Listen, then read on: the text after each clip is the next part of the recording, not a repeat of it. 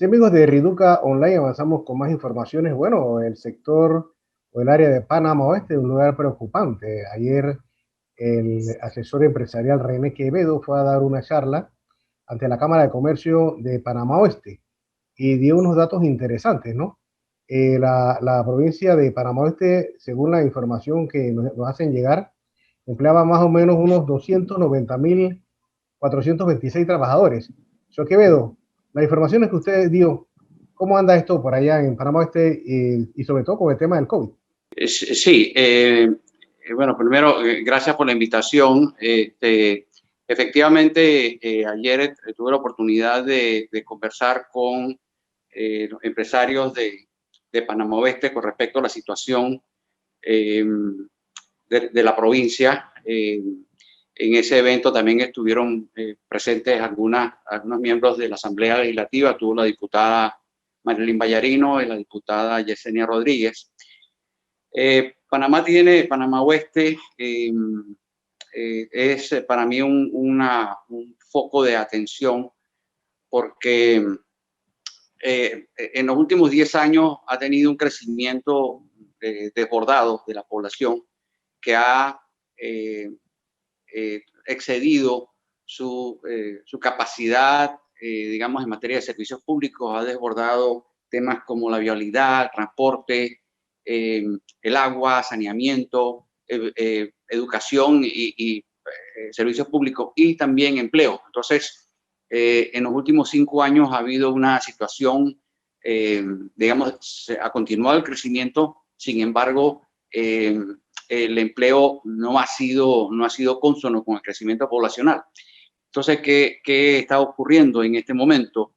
El COVID le está impactando en sectores que son muy fuertes en la economía de Panamá Oeste, concretamente el comercio, la construcción, la logística y hoteles y restaurantes, que representan en su conjunto 45% del empleo y también emplean muchos jóvenes.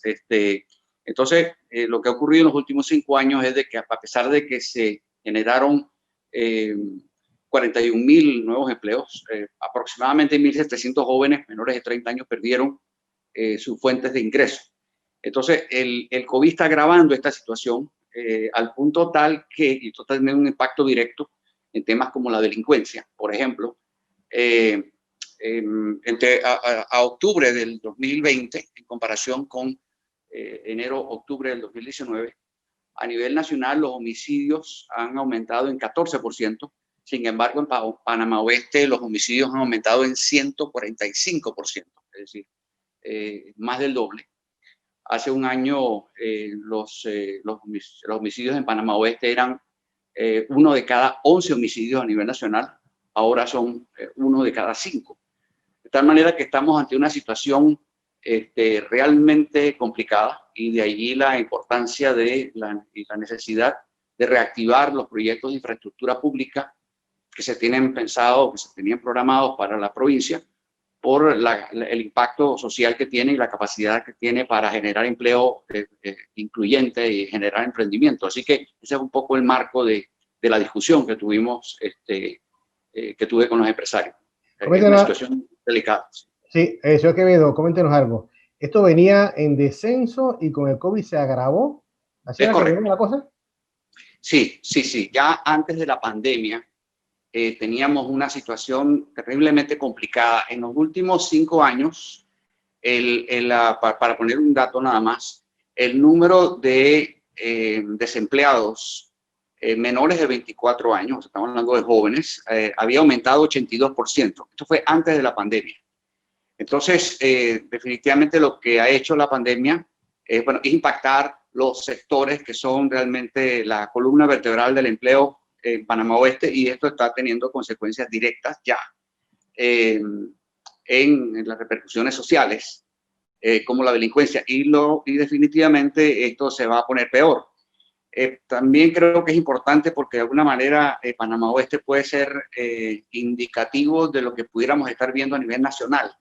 Entonces creo que es algo de prestarle atención. Obviamente la situación es complicada, estamos ante una situación de estrechez financiera, pero era una pregunta que nos hacíamos, ¿no? ¿Cuánto vale la paz social? Estamos, ya antes de la pandemia, Panamá, como ya tenían la peor explosión delictiva de la historia, y el COVID la va a agravar. Máxime que el COVID va a agravar situaciones como la deserción escolar. Entre el 2013 y el 2019, la deserción escolar en educación premedia y media fue del 63%, es decir, se graduó 1 de cada 3 jóvenes que empezaron el primer ciclo. Esto fue antes de la pandemia. Y la pandemia, con todas estas cosas que estamos viendo, entre otras cosas, porque una cantidad importante de estudiantes no tienen acceso a Internet, esto se va a agravar. Entonces creo que es importante prestarle atención y sobre todo al final del día, y lo que quedamos es la necesidad para ver de qué manera podemos comenzar a reactivar estos proyectos por el impacto social que tienen. Y segundo, realmente un llamado a un diálogo de todas las fuerzas vivas de la provincia con las autoridades para buscarle solución a un problema por demás complejo que no entendemos definitivamente porque su génesis es social. Y en particular el tema de la criminalidad es algo que va realmente se nos va a salir de las manos ya, y no es un tema policial, no es un tema de las fuerzas de seguridad, es un tema fundamentalmente social, y creo que tenemos que abordarlo porque lamentablemente el COVID lo va a empeorar. Oiga, posibles soluciones, porque cuando usted nos habla de las edades, ¿no? Pero ¿qué tipo de empleo? O sea, la reactivación, ¿cómo debe ser? ¿Qué le han dicho los empresarios del área? Bueno, yo creo que lo primero es realmente entender la gravedad de la situación y ver de qué manera y bajo qué parámetros y bajo qué condiciones se pueden reactivar algunos de estos proyectos que se tienen programados para la provincia. Estamos hablando de una inversión que supera los 5.000 millones de dólares. De ahí, obviamente, debido a las restricciones financieras que tenemos, cuántos de esos proyectos se pueden comenzar y digamos, por lo menos son proyectos que van a durar años. Estamos hablando, bueno, ya en enero se espera comenzar la tercera línea del metro. Estamos hablando también del ensanche a 8 carriles de la autopista. ¿Cuántos de esos pueden iniciar? Porque uno. Por otro lado, dentro de esto también tenemos que hablar de los proyectos de inversión privada. Muchos de los inversionistas privados y los promotores, en cuanto a los sectores, quizás el más endeudado, de tal manera que estamos hablando de situaciones complicadas, y también el gobierno le debe a algunos de estos proveedores. Entonces, yo creo que es cuestión de sentarse y ver de qué manera nosotros podemos, qué es lo que tenemos que hacer para poder comenzar a activar algunos de estos proyectos, que la gente empiece a generar ingresos y comenzar a paliar algunos de los efectos que está teniendo el COVID.